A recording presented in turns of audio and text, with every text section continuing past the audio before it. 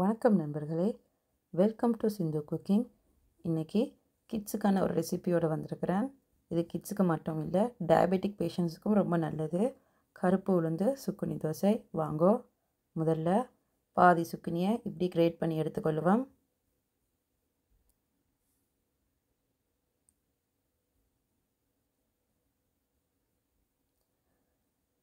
ரெண்டு கரண்டி தோசை மாவு எடுத்துக்கொள்ளுவோம்.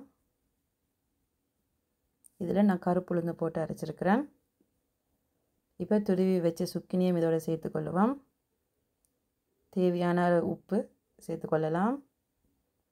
கொஞ்சம் கூட உப்பே சேர்த்துக்கொள்ளுங்க, ஏன்னா இதில் சுக்கினிக்கு தேவையான உப்பையும் போடணும்.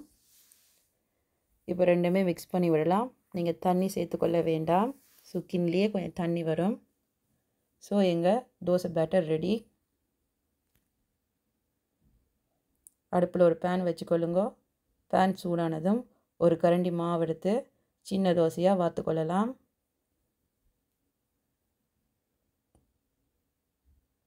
இது கிட்ஸுக்கான ரெசிபினபடியாக சின்னதாக நான் ஊற்றிக்கிறேன்.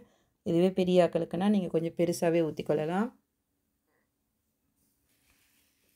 ஒரு நிமிஷம் கழித்து 1/2 டீஸ்பூன் கீ விட்டுக்கலாம்.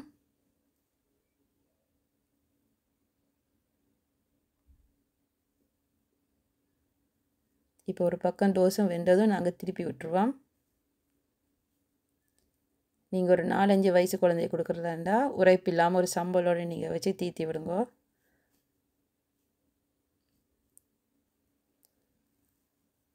ஸோ கருப்புளுந்து சுக்குனி தோசை தயார்.